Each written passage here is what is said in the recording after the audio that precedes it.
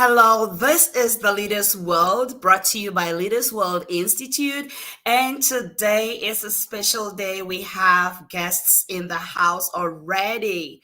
All our guests are here, and we are talking women, leadership, and success. Women's History Month will not end without us concluding on this conversation. And that's why today with me in the studio, we have two amazing personalities. We have Professor Joyce Ashuntantang is here with us. She is a passionate educator and thought leader with vast international experience. She is a poet, actress, interdisciplinary scholar, and professor of English at the University of Hartford, Connecticut. She is a graduate of schools from 3 continents, from Africa, Europe, and North America. She is the author of many scholarly and creative publications, including her poetry collection, Beautiful Fire, that won the 2020 African Literature Association Book of the Year Award for creative writing. With more than 35 years experience, Professor Joyce has been invited as poet in many countries around the world, including England, Germany, Nicaragua, Greece, Costa Rica, Colombia, Bangladesh, Cameroon, and the United States. Her poems have been translated into 7 other languages. Her awards include the Spirit of Detroit Award for Leadership, Ministry of Culture Cameroon Award for Outstanding Performance in Theater, 𝗪𝗪𝗱𝗲𝗍𝗪 Prize for Excellence in Teaching and Scholarship, Ivory Club Pan-African Educator Award, and Kathak Bangladesh Literary Award. Ladies and gentlemen, I could say much more, but I know you want to meet her. Professor Joyce. You're welcome. Thank you so much, Susan. Thank you. Thank you. That's humbling. We are so excited to have you. We are so excited to have you.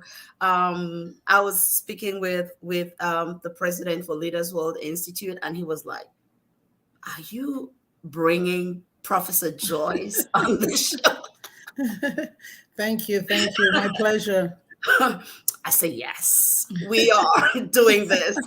All right. And we have with us Rashida Jourdain. I told her, I have been your secret admirer for a long time. And today we have her. She is speaker, certified coach, mentor, author, actor, and encourager. She is the creator of Who Shall Encourage the Encourager. She is president of Jourdain Group LLC. She is the founder of Joy Multiplied Incorporated. Her mentorship program, Treasure, helps young women build self-esteem, image, and their faith in God. She holds a Bachelor of Science degree in pre-medicine psychology from the University of Illinois. She has over 25 years of corporate experience in roles including HR, employee relations, corporate training, sales, customer service. She has equipped thousands of leaders, coaches, business owners, and personal clients nationally and internationally. Rashida's work has been featured in commercials, in print arts, in print ads, in industrials and film projects. And in 2017, Rashida received the prestigious John Maxwell Culture Award for leading and lifting others by the world-renowned expert John C. Maxwell. She lives in Dallas, Texas with her husband and business partner, Yonel, and their 2 sons, Jonathan and Christopher. I could say much more, but I know you want to meet her. And with us, this moment, we have Rashida Jourdain. Nice meeting you here, Rashida.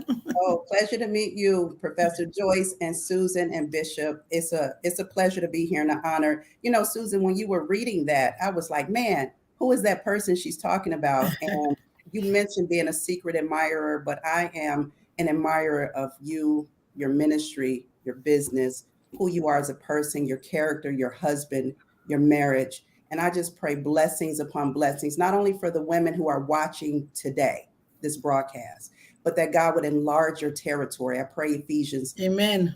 Blessings on you in Jesus' name. So thank you for having me. It's an honor. Thank you. Thank you so much. Thank you so much, Rashida. Thank you, Professor Joyce. And we are here to talk women and leadership. Ladies and gentlemen, listen, if you've not shared this, you want to share it. One of our viewers wrote back to me after the last session and said, hey, you were talking to women, but guess what? I watched everything and you were talking to me. And I wrote back to him and I said, leadership principles transcend gender, geography, and all barriers. So this is for everybody. Make sure you share this with everyone, and we will be right back. For your corporate and personal needs, 𝗪𝗕's World Institute, changing lives, one leader at a time.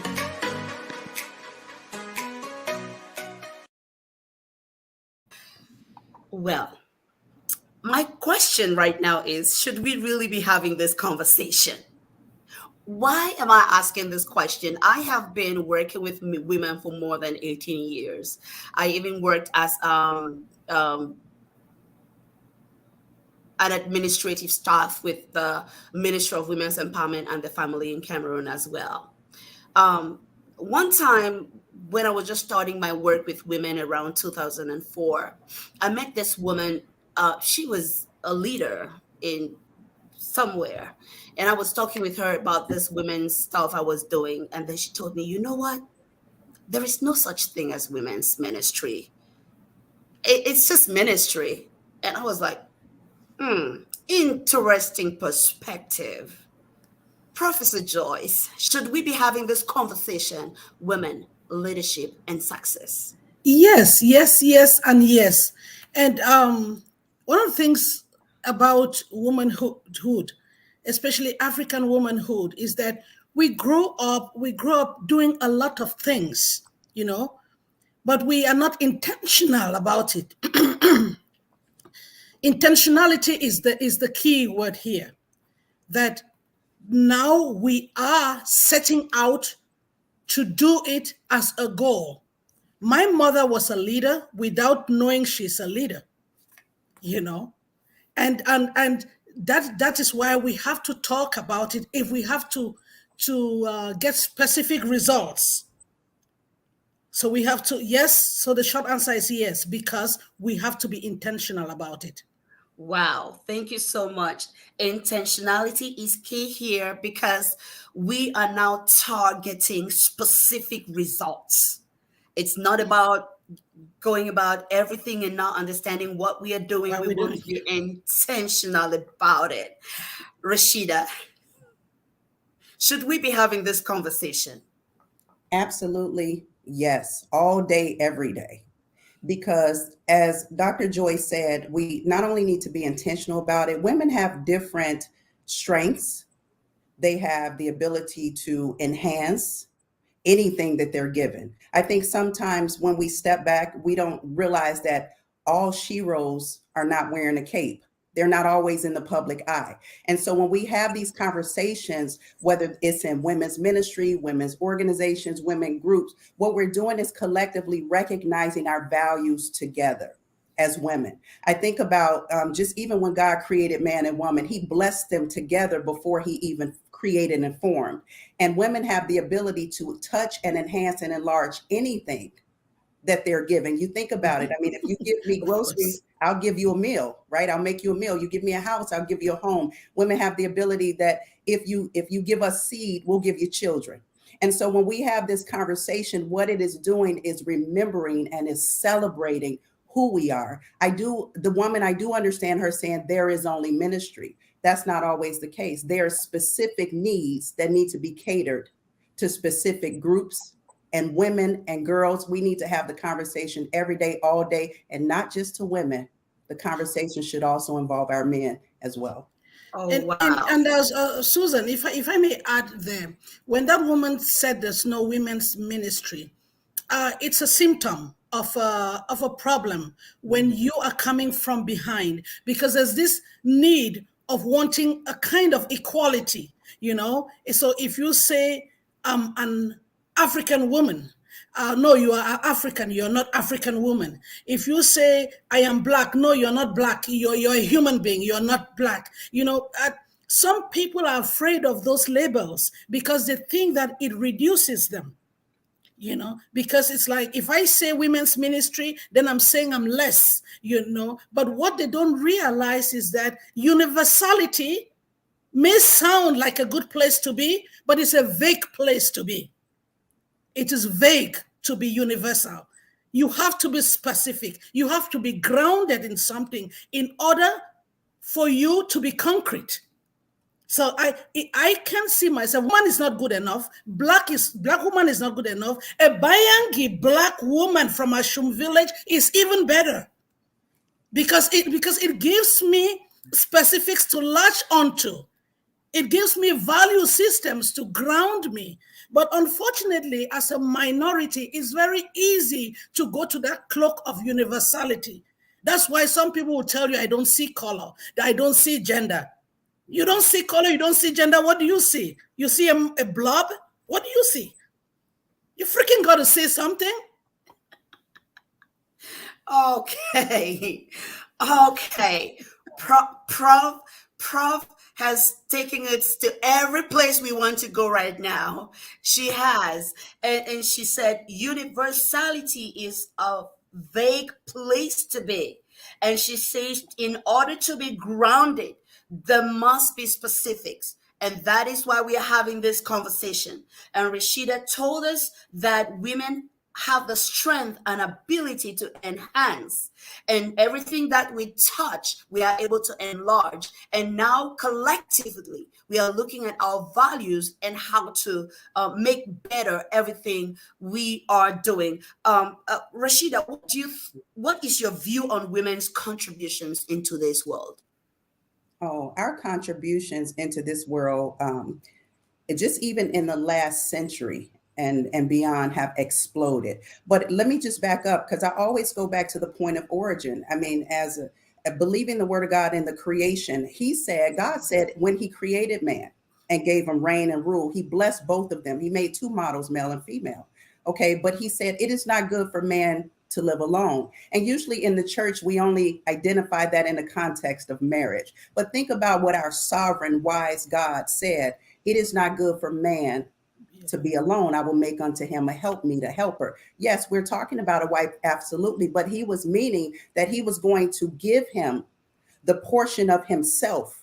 Remember, we're made in his image that will add and increase everything like I referred to. So when we look at the contributions of women, it started from the origin of man and woman in creation, and then down through the centuries and years. Every man has gotten here through a woman. If you show me a man that hasn't gotten here through a woman, then I would just say maybe he's an alien or something. I don't know any men that haven't gotten here through the contribution of a woman. So our contribution, whether we are in front being recognized or whether we're behind the scenes, are tremendous. And just in the last century alone, in the areas of medicine and government and politics and arts and the police. I have a best friend who's a police officer following after her father's footsteps. The military, we talk about doctors and we talk about people in science who are women. Their contribution, we would not be where we are today. Not only without the women who are visibly in the position of leadership that we can assign a name to, but we wouldn't be here without the contribution of women who are hidden, who are behind the scenes, the mothers and the caretakers. Behind every good man, there is a woman, from his mother to his auntie, to his sister, to his grandmother. Behind every good woman, her contribution is another woman. And so what I believe with our contributions today, they are seen, and then they also are hidden, but collectively, they are unequivocally without our imprint on everything, whether it's technology, down to science, down to music. We are in everything, and our contribution has not only been great, it's about to exponentially be beyond our explanation in the weeks and years and months to come. I believe that. You This know, is I like Rashida. Thank you so much. I like how you said that in our previous broadcast we had um uh, our guests who told us that um she's professor at the university. She said recently um they discovered that there are so many girls graduating from universities, and she was even shocked that at the university where she was officiating at the graduation ceremony, there were more girls that were graduating than boys. And she was explaining to us that it's shifting, that there is a lot that's shifting right now. I don't know if what Professor Joyce would say about that. And one thing that she told us as well is that she said that women, we have so much, but somehow we limit ourselves. We limit ourselves. And then she spoke about how her male colleagues, they easily come and ask for raises. Meanwhile, they are not as qualified. Some of them are not as qualified, but she sees some female colleagues that are very qualified, but they don't even think about asking for a raise. So I am looking and wondering, do women really have a limitation, Professor Joyce? Before I get to that, I would like to talk about the women's contribution, Oh, because it's definitely. very easy when we talk about contributions to look at the professions, and Yes. women have done a lot. They've gone to the moon, they've doctors and stuff. But where women contribute the most, any day, all time, it's what Rashida mentioned also as caregivers. Yes. Women are the primary caregivers in every country in the world, taking care of children, elderly, and when the universe goes through any cataclysmic change, women are there to adjust the rest of the world. We just went through the pandemic. Take women out of the equation, we would have had many more dead. And all through history, whether it's in world wars, whether it's in pandemics, it is the women who hold it together. It is the women as the base of the family unit. That is their contribution to this world that we live. Take them out of the world, we would all be dead. Okay. We would all be dead. So the women's contribution is holding the fabric together. Okay. When we go through a new thing, the COVID came, we don't know what it is, and we all immediately women start adjusting. Without even knowing what the science is, what it is, they start going back to their grandmothers, what they did. They're doing this remedy here. They're doing this remedy here. They fill spaces without anybody giving them the lead. It is the women who took charge in the homes. That is women's contribution, and it happens every day, anytime. And why is it that they don't have that that know how to go negotiate? It is socialization. It is socialization. It is what we have inculcated. You don't want to be pushful. You don't want to appear ambitious. So some of those buzzwords that we are supposed to be prim and proper and nice. Niceness is part of a woman's makeup. Niceness is not part of a man's makeup. One of my favorite quotes is this quote that good women don't make history. Until we know that you're supposed to be bad, until women know that what is good for them, it's supposed to be ambitious, you're supposed to be goal-oriented, we would not ask for those pay raise. We would not. So it's socialization, socialization, and Rashida, how, and also awareness, which is why conversations like this are good, because some women may not even know that is possible in this day and age. Who would believe that in this century women are still being paid less? Oh yeah. Who would believe that? Okay, the first step to solving any problem is the awareness. The awareness. Rashida, can you tell us a little bit more about the awareness that we might need as women to cross boundaries and go to the next levels of our dreams and what we actually want to be as women in our communities, in our workplaces. Yeah, absolutely. I think that the awareness first, before we get it socially, we have to know our identity. I always go back to identity being the foundation. So, for example, if you don't know who you are, if you don't know what value you have and the worth that you have, you won't know to ask for things like raises. You won't know to fight for certain things because you won't feel like or believe that it's your right and that it belongs to you. I think that also in the instance of what we can do to fight for our dreams, a lot of times I do agree that our social limitations, how we were raised, sometimes you are raised in the shaping and the imprint of your family. And so you are just carrying on traditions and carrying on rituals and just kind of going on with business as usual without really understanding that you are uniquely made. There is not another woman like you. There will never be another woman like you.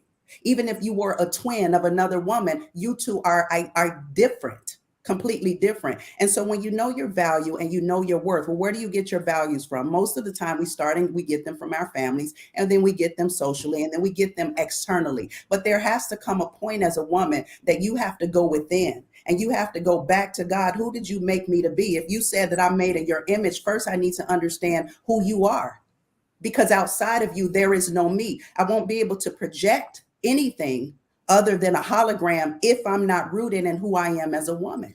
And I think that socially, we also look to celebrities and we look on TV and we look at who is celebrated in our worlds. We look at the leaders that have the camera in front of them. But sometimes you got to pull away from all of that and go in your quiet prayer closet and get in your own space and say, let me see who I am. What is it that I contribute? What is it that I believe? You have to create and rewrite rules to go after your goals and dreams. Sometimes the rule is not written for you. You don't have to be a rule breaker. You don't have to be a hell maker.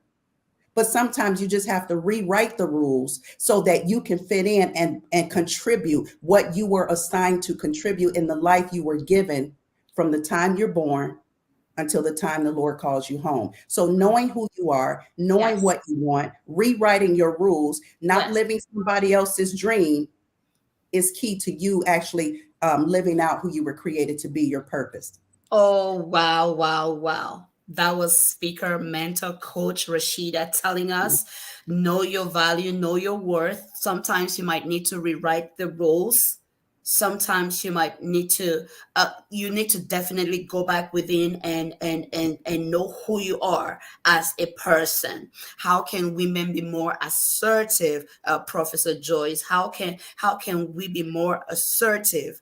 Is being assertive positive or negative? I think we'll circle back to what Rashida has said is being intentional. But we have to acknowledge that a lot of us are products of insecure leadership from the house. Ooh. A lot of us, a lot of homes, because these homes we're being projected or framed via different values. For example, in the African household, respect of elder was a key. And because of that, children did not have voices. And because you didn't have voices, you were not empowered. I was fortunate that I had experience with secure leadership. My father in particular was very secure and I don't think he would have termed himself secure. It was his way. I remember when I was 20 years old when he got appointed to a position, and in the manner of Cameroon, he believed that he had that position because a minister had intervened for him. So he wanted to do a thank you letter to that minister. And he came to me. It was a government minister. I said, could you do a draft of the letter? And my mother thought he was out of his mind. You're asking this child to draft a letter? Years later, I understood what he was doing. He was empowering me. He had realized that I loved literature. I loved writing. It was a way of giving me the nod, Of course, I did my little draft. I don't think that's it. He definitely worked on it. But that secure leadership, that it empowered me. It gave me a voice. A lot of us grew up in environments where we are not empowered. So when Rashida says, rewrite your rules, and that if you are not intentional about it, you can do it. You're not empowered to do that. You're not empowered to think that you can be innovative. From the house, you can talk. Children are supposed to be seen, not heard. We can ask questions. You cannot be right. A parent can tell you sorry. You know, so those are the things, and we think leadership is out there when somebody's a director of government. No, your mother was a leader, your father was a leader, and the way you were raised makes you used to certain kinds of leadership. So when you go to a workspace that you're just receiving, that's what you're used to. You don't know that you could be empowered. There's no delegation. Nobody's telling you that do this. Nobody is telling you that you're smart. I grew up in a home where my older sister can just come and say, I hear you guys are smart in this house. Now spell this Ovaltine. And she'll just be giving us the little words around the house. That empowered us. You know, it means that, okay, we can show off our little knowledge. We spell sugar. We spell this. We spell that. Honestly, it starts from there. And she was leading and empowering. Yes. Your sister. Yes. And so that is, when I look back, that is what I noticed, that we come with baggage. And that's why I'll keep circling back to intentionality, so that you can go back to the drawing board. Yes. To say, what do I want here? How can I do it? We grew up in societies where we just roll. You just roll. Everything is coming from the outside. Wow. You know, everything is coming from the outside. You are not charting your agenda. Wow. Thank you so much, Professor. I know you're watching right now. Let us know you're there. Engage with us. Put in the chat, #intentionality is key. #intentionality is key. And I'm coming to you, Rashida. How can women be more strategic in owning their own futures? Because there is a time when we can blame others for our circumstances, but hey, don't we grow up? Don't we take responsibility? How can women in every sphere, in every scope of life, be more strategic? Because the future is looking really bright for women, and there are opportunities that are opening in every field, in every space. How can we be more strategic in owning those futures? Yeah. You know, when I think of strategy, which the origin of it is a military term. Okay. So when you think of strategy and you're thinking about how to execute a plan or a vision, we like to just kind of jump in and start going through the list of what we need to do. But recently I was thinking about Solomon, how he approached King Solomon, David's son, how he approached the kingship that God had given him. King David, one of the greatest kings in Israel, his son Solomon ascended to the throne. And when Solomon received the throne, he didn't just say, well, let me just do it how David did it. What he did was, God came to him in a dream, and the Lord said, well, ask me what you will. And he asked God for wisdom and an understanding heart to lead his people. What Solomon understood at that time was that I cannot do this without you. There is no me without you. These are your people. See, we're talking about strategy. And the first thing he did was he went to prayer, and he went to God to ask God for a strategy to lead his people. He asked him for an understanding heart. So you asked me about how can women be more strategic? I'm going to start with prayer. Okay.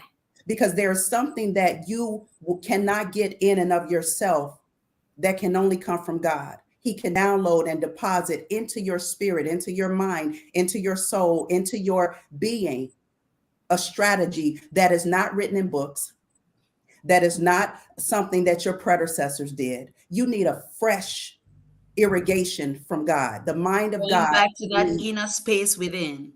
That space within. So prayer. Yes. Secondly, I think that when you approach leadership from a place of humility, that you don't know everything. Not a place of pride, not a place of title, but that you don't know everything, then you will invite people in a multitude of counselors, there's safety. So how can you be more strategic? Bring in counselors, bring in people who are not only advanced and good at where you're going, but who also are people that can pray, and people who are wise, people who are resourceful, people who are creative. Dr. Joyce and myself have been in the creative arts. Some of the most innovations have been made by creativity. So surround yourself with people. Iron sharpens iron. The only thing that can cut a diamond is another diamond. Wow. Surround yourself with people, learn from others, humility, ask, go back to that inner space, prayer. Professor Joyce, how can women be more strategic in owning their futures? I'm going to say something that all the God people should forgive me, because you are forgiven by all the God people. Prayer is good, but the things of religion can also trap us. Yes. Okay. If you don't understand them, because the same God that some pray to, they allow that same God to shackle them. You see that? The thing about that book called the Bible is that there are different parts there. There are parts that you can read and you can enrich yourself, and then there are other parts that if you read and don't read rightly can limit you. Yes. So some praying women would pray and wake up and tell you that no, God will give it to me. If it is mine, it will come to me. They're waiting for their bosses Faith to without come to them. works is dead. Yes, because it has to be revealed in a miracle. Some prophet has to prophesy it to bring it to being. So that's when religion and maybe Bible people not understanding it becoming a shackle. A shackle, and that is why, if you notice, even within the African American tradition, you have the elderly people where religion was key, and it's okay when you see the younger people say, "Don't give me that crap about religion. God didn't do anything. I'm the one busting my butt to work," and stuff. It's because we have to be careful with that book, because it could be empowering, but it has also limited our women because they get an image from there. Professor, being a person of faith myself, yes. Actually, yesterday I was having that conversation with my husband. I was listening to this major figure in Christianity. He was talking about his health, how his health was going down. He was gaining weight and he was dying. He was literally dying. He said nobody knew. It was just his wife that knew about it. But he had to now take responsibility and start eating right, exercising. Now he looks really good. He has lost a lot of shed a lot of whatever was bothering his body. So he was talking about how if people don't understand the message of faith, it becomes a problem. This is a faith ministry. So I was telling my husband, I said, we need people like him to say more of these things, because the messages some of us have preached have become the stumbling block in people's eyes, not because God is the problem, because people's interpretations of the message was not balanced, was not in a way that people could receive it in empowering ways. And we are not going to delve more into that, because we know that some of the motives for why some people do some of those things, we don't want to have that stretch of conversation here. So Professor, we are talking about how women can strategize. And so I want to go to foundation. I want to go to that spiritual. It is key. What I just want to make sure is that let us not mistake it for a particular faith, a particular religion.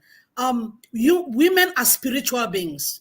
When Rashida keeps going to the beginning, if you go to the beginning of the Bible, or if you look in our physical self, I always say that every woman with a womb is a god. We are spiritual beings. And so you need to connect with that space. You need to be able to come to that self to say, who am I? What am I doing here? Yes. What is my purpose? Yes. What is it about me that I am supposed to live on this earth? Yes. What is it? And sometimes you don't have to go too far. Start where you are. Are you satisfied? Are you being your authentic? I was reading Miles Monroe's work of blessed memory, and he said, God hid your destiny in a place that you can't miss it within you. Correct. Are you your authentic self? Yes. You know, and then you start strategizing from there. There's something that we were told. My father told me, and I know many fathers, especially in Africa, told their daughters, education is your key. Education remains our key. It remains our key. You need to be informed. Education is good for women, not just because it gives you a source of income, but it empowers you. You're able to learn how to learn.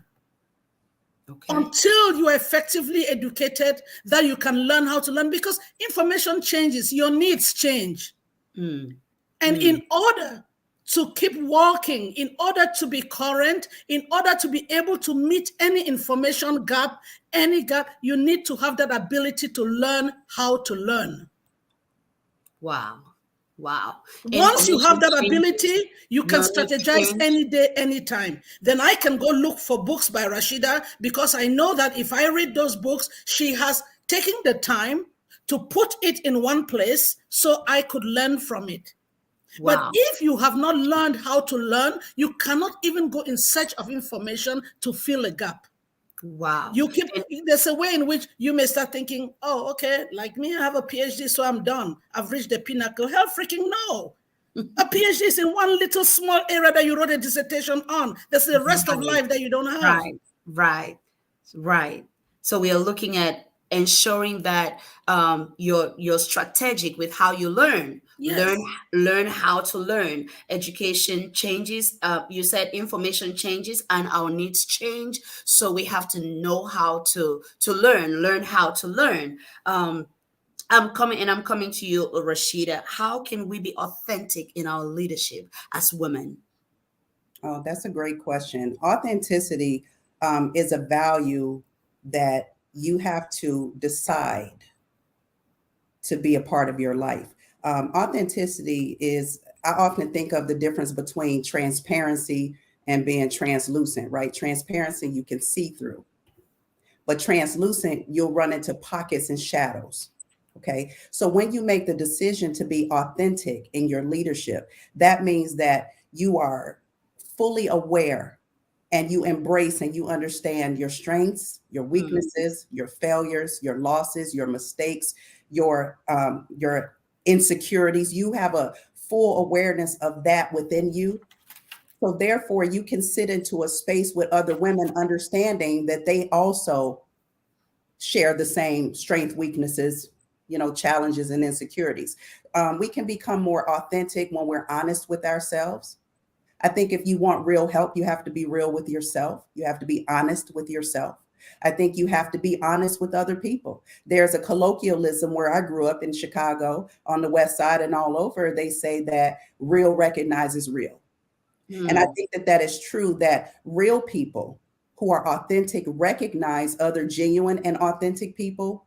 And guess what? Fake people also recognize real people too. So a lot of times they don't want to invite you into circles because you will challenge their fakeness. Okay. So when you decide to be an authentic person and be honest with yourself and sit with people and be honest with people and be teachable and learn from other people, I think that will not only show out through your leadership, it'll show up and build relationships, from your friendships to your families, to your marriages, and to any other relationship that you touch. Thank you so much. How can we be authentic in our leadership, Professor Joyce? Central to being authentic is building trust. Ooh. It's building trust. And trust means that you have to deal with people and present yourself as a human being.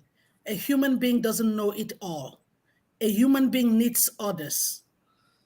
And once a human being sacrifices for others, And so once you do that and you can get trust, then you're believable. The other day, I went on Facebook. It's been, as we all know, difficult, challenging 2 years. And I came to a point that I had to accept to myself that I needed help. I want to relax. And we had spring break, and it was like day 3 of spring break. I have a few more days to go, and my spirit is so tired and overwhelmed. So I went to Facebook. I'm like, can you guys, I need help. Somebody tell me what I can do to refresh my soul by Tuesday. This was Thursday. And people came and wrote, go to the spa, see the sunrise, see that. My dean is my friend on Facebook. And my dean came on that post and said, take a day at the spa, put it on professional development. Immediately I read that, I believed him. I didn't think he was joking. I knew he was serious. Some people may have thought, oh, your dean is joking with you. No, because he has built trust. Because I know he cares about me. Because I know that he wants me to be my best. And I am crying in public that I need help. And he knows that if I am not refreshed, he is going to be seeing one tired professor dealing with his students. Wow. And he built that trust because he had sacrificed for me. He has done other things for me. He has led in a way that I know that he would not come to look good in public. Mm.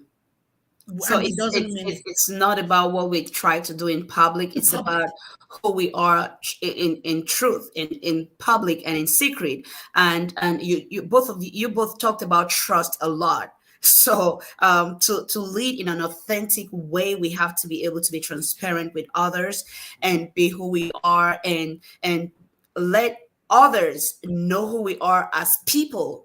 Professor Joyce, you were just being a person, and Yes. you came to Facebook and you say, hey, it's not about Prof right now, it's me, person needing help. And you were just being transparent out there. And I'm also looking at how we can build that trust apart from being transparent and being open, because sometimes we want to ascend in ranks, maybe in our professional life, in our careers, we in our businesses. How do we build that trust in spheres like in business, with clients, with colleagues? Yes. How do we really build that trust, Rashida? Yeah, I think trust is something that it is earned. It's a cliche, but it's also truth. Trust is earned. You don't really just walk into the door trusting someone. You have to spend that time in that relationship with them. Like Dr. Joyce said, her dean, they have a level of trust because that was built and that was earned. Okay, so how do we build trust with people? The first thing is it starts with you deciding to become a trustworthy person. Can you be trusted? If you're not a trustworthy person, you cannot extend what you don't have.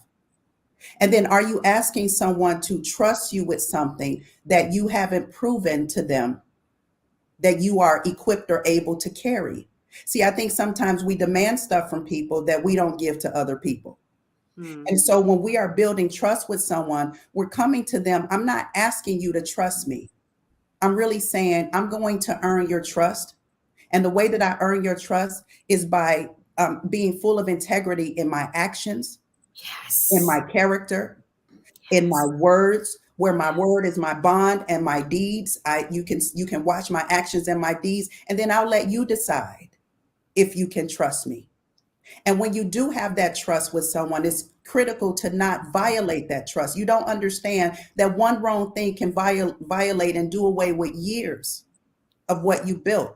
The word of God says that a good name is to be desired above riches. And I know we mentioned earlier about religion, and this is where people get caught up. And I do agree with you that people get caught up in religion because as it's 8 billion people, there can be 8 billion religions. If I want to worship a tree, I guess I can call that my religion and I can go and worship a tree. But when I'm talking about the word of God, I'm not talking about religion.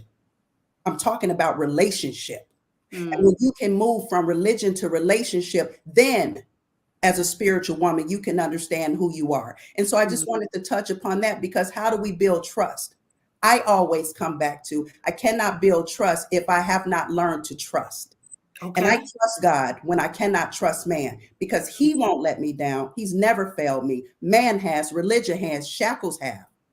But if I have not been a person who can trust someone, I cannot be a person who is trustworthy. So how do we do it? We find people we can trust, and we become people who are trustworthy. Wow.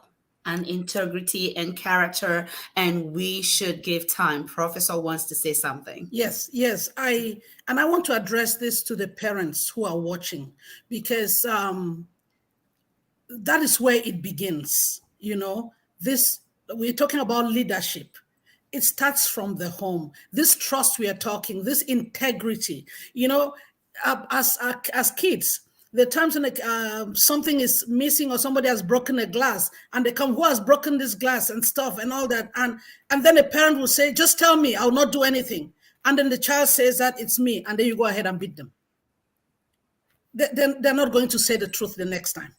They're not going to say the truth the next time. Yes. You know, so this integrity, being open, but also doing things the way you expect them to be done. Right. You know, doing things the way you expect them to be done. And you know, when we're talking about being authentic selves, it's very easy, you know, cliche authentic self. It is difficult to be the authentic self because we live in a world of facade. So we need to keep projecting who we are not. It is sometimes very difficult to project who we are because of the image we have of perfection. And you can, if that authentic self is not what is real. So that's why people will say they know things that they don't know and fumble. You know, you come to your workspace. Could you tell us about this? And then you start, you know that you don't know, instead of saying, can I take a day or two to prepare?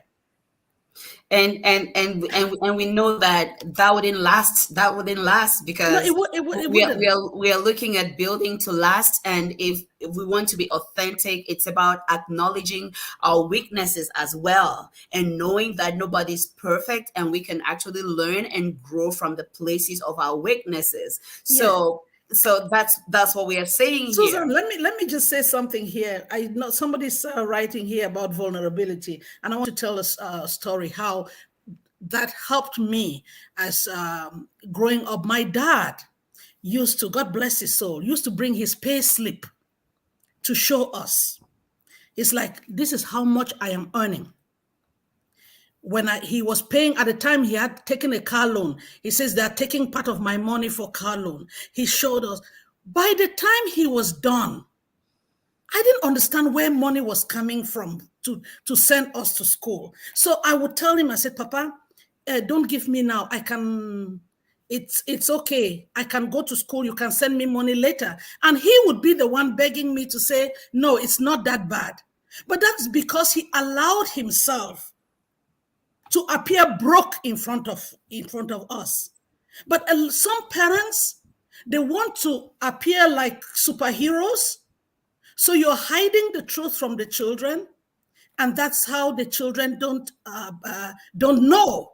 You know, and that is why sometimes people wonder why single parents, especially single mothers, are so successful with some of their children. You know why? Because take the father out, there's a very close relationship, and the children know firsthand how hard their mother is trying, and they're able to work together. Go ask Obama, go ask Bill Clinton, they'll tell you that.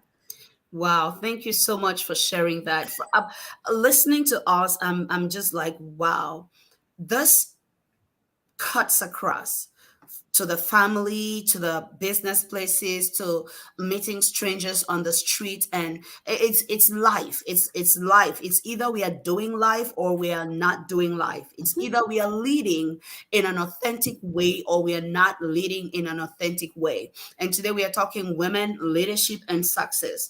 The question that comes to my mind is, to be able to be where you are, doing what you're doing, adding value, because leadership is all about adding value to others. It's about bringing people from where they are to and helping them to find where they want to be and helping them to be on that track to where they actually want to be. That's leadership. So being in the front and leading, that's what you are doing, Rashida. That is what you are doing, Professor Joyce. What experiences have helped you believe more in your ability to make a difference?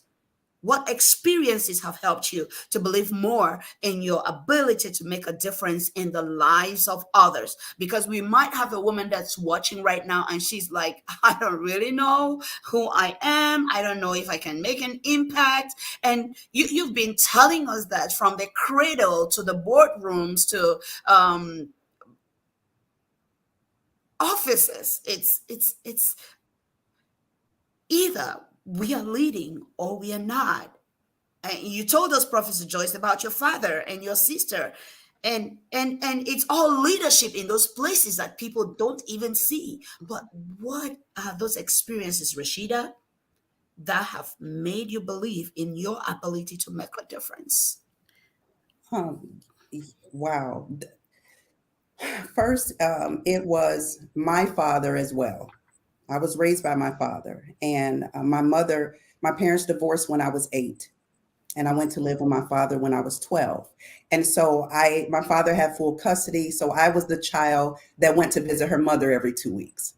So my life was a little bit different. It kind of was a life that was similar to not your norm. And my father put the belief in me. He spent the time. He taught me about leadership and motivation. He put the first books in my hand. I watched him build his business from scratch. I watched him sacrifice. I watched us have nothing, but I was able to go to one of the best schools in Illinois and become senior class president in an all-white school, first in the history of the school. So I had a lot of experiences in my younger years that built my self-esteem and my ability to believe in myself. Well, in my adulthood life, it was actually my failures, and it was my losses, because those were the places that I came into contact with me, the part of me that I didn't think that could be there, the person who went through divorce and bankruptcy, the person who went through losses and just entered into things where you're like, how did I get here?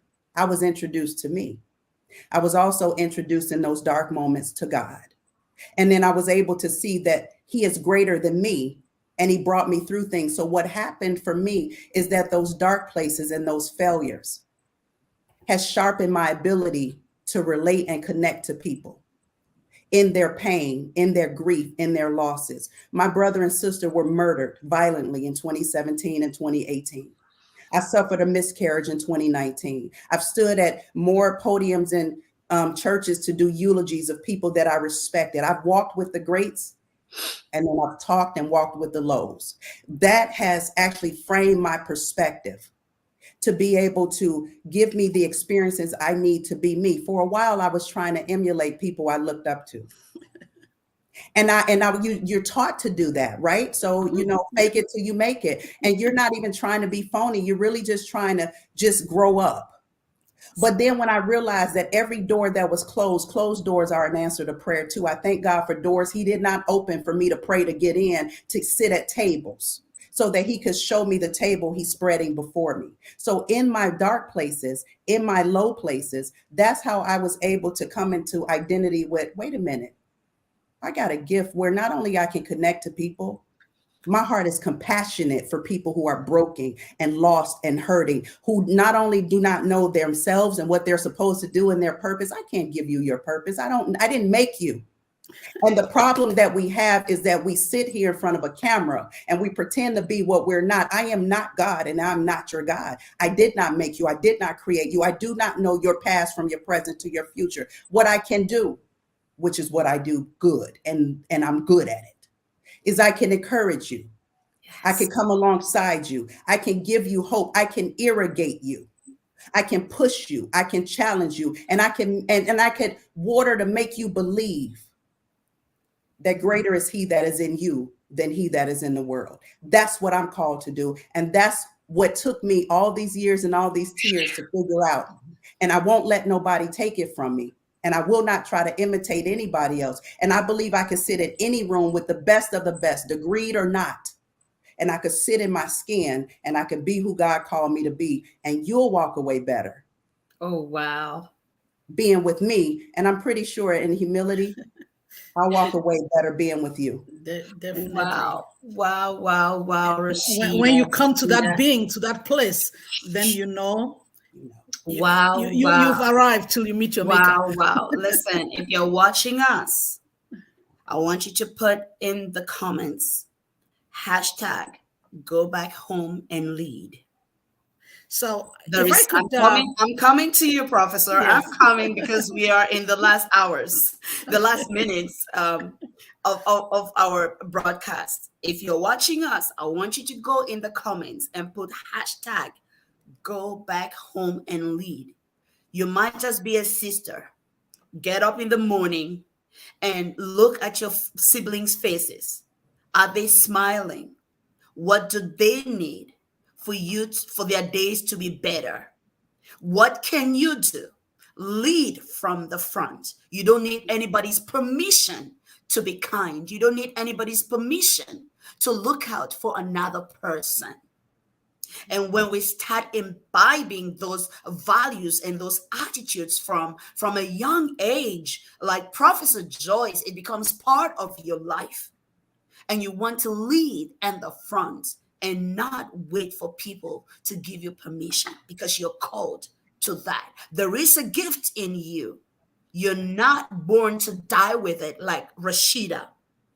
Go back home and lead. Put that in the comments for us, please. If you're watching right now, #go back home and lead. There is so much value in you. You don't need permission to let it out. Professor Joyce, I was looking at the experiences that have molded you. We are in the last minutes of our conversation. I've already shared a few. I was fortunate to grow up with 7 leaders, my mom and dad, who were authentic. My mom was so authentic that she was un-African. You know, I grew up with a feminist without the label. You know, so she made me realize that I was coming to a world where women have to fight to be heard. When my mother comes from work with my dad, they come in the same car and they enter the house, my father would turn to my mom and say, "What's for dinner?" And she would scream at the top of her voice, "Can you see this? We come into the same house and he's asking me for food." My daughter, let me tell you, it doesn't matter whether you learn or you don't learn, you will deal with things like this. You would deal with things like that. And then when I used to argue with my mother and I'm finding my space, you know what she would tell me? She said, "If you knew you were coming to this world to argue like that, you should have brought a penis. Because without that, you can't talk like this. But maybe the world will be different for you when you grow up." So I became very aware of the challenges that women have to be heard, you know? And so in just saying those things, she empowered me. She made me realize that it wasn't that easy. And then another thing that she used to do, during the summer holiday, she would decide that her older girls cook. So when I got to a certain age, I am the one who had the food money. And I remember at the time it was like 40,000 for a month. And then when I use it, you know, young girl, the first few days I'm making fish, meat, I'm not planning. Then the last 2 weeks, it's getting really tight. And she would start laughing. She was like, "You know, if that money was with me, I'll be adding my own money, extra money, and your father will not be aware that I'm adding money. Now it's with your hand. Look at how much is left. That can't fit us, you know. We need more, you know." It's like, but your father does not know that if I have the money. So just in little spaces like that, I was aware of womanhood. And then, of course, my father drummed up the education. This is what my father told me, and which I want every young girl or parent who is listening to tell your girl. My father told me, he says, "I want you to be educated so that you can be able to take care of yourself. I want you to sleep with a man when that time comes, because you feel like it. Not for food, not for shelter, not for clothing, just because you feel like it. Because God has made it that a man and woman should go together. And so that is a kind of empowering space that I grew up with. But guess what? I took it for granted. I thought every home was like that. My parents died tragically in a car accident when I was 20. I lost both of them. Wow. And before that, my immediate sister had drowned. Oh. So I had known tragedy, which also made me to realize that life is fragile. And when you know that life is fragile, you don't have time to waste. Oh, yeah. You don't have time to waste. The urgency. Because it's you know that every never. day could be the last. Because these were healthy, happening human beings. One fine day, I don't have a home. Right. And so that living life, you know, just embracing life, knowing that it could end. But over the years, when I now realized that what I knew, my value systems were not common, not every child grew up like that, I became intentional. More intentional. I now realize that what I have is something that I could impact others. Right. You know, and you see, you come to that space until you come to that space. And Rashida got to that space where you have to impact others. Yes. You realize that it's not enough for you.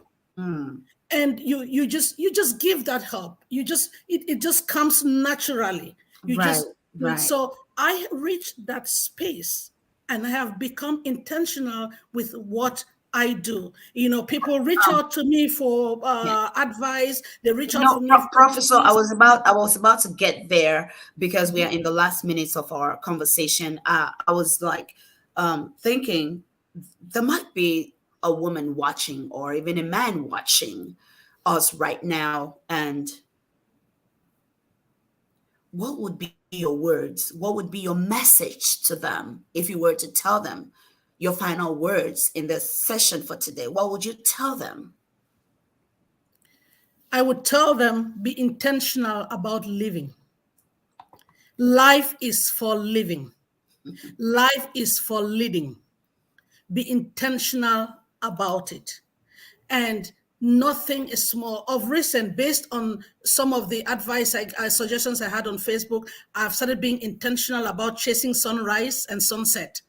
If I miss the sunrise, I try to catch the sunset, just watching the sun drop. Be intentional. I dance. I get up and dance to good music and enjoy myself. I'm intentional about helping others. You know, so that would be my message. Life is for living. Live while you are alive. Stop planning for that perfect day. Stop planning that you have to have all this knowledge before you can help somebody. You have all this money before you can help somebody. There's somebody there who needs something you already have, a word you already know. Yes. Thank you so much, Professor.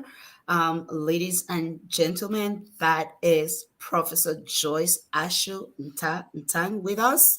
And Rashida, I hate it. This is my worst time of the show. Always. It's like I don't change. Always my worst time, but we have to be respectful of your time. What would be your last words? My last words would be that God loves you. As I'm listening to Dr. Joyce and Susan, I'm sitting here inundated with the love for you that I feel from him, that God loves you. And I want you to know that what he put inside of you is more than you can ever imagine or think. Don't be afraid to do the impossible, to do the unthinkable, whether you're a man or a woman. Forgive yourself. Ask for forgiveness and forgive others. Receive grace. Grace is when you get what you don't deserve. And give mercy. And I also want to apologize to whatever has happened to you in your life. I'm sorry that that has happened to you. The grief, the tragedy, the loss, the pain, the violation, the inequality, the injustice. But I don't want you to think that those things will hinder you. Take them and go help someone else through them. You experience them and you're intimate with them so that you can go and invest and mentor in someone else and help someone else through that. So I would leave you with my final words, which are his final words to me, that God loves you and he's more for you than the world against you. Be encouraged no matter what you face, no matter where you are. You are loved, you are needed, and we need you. So go be you. We need you. Be you. Be We you. need you. Be you. That would be Be our you. final words to you. If you want to put it in the hashtag, do that. And that would be our closing comments for you. We need you. Be you. You might want to go back and listen to this. Hey, do that. We love you. See you at the top. It's been Professor Joyce and Rashida with us talking women, leadership, and success. Thank you so much, Susan. Thank you. Thank you. It's been an honor. I Thank learned you. so much. Love you guys. God And bless we'll you. see you next time. For your corporate and personal needs, 𝗪𝗕 World Institute, changing lives, one leader at each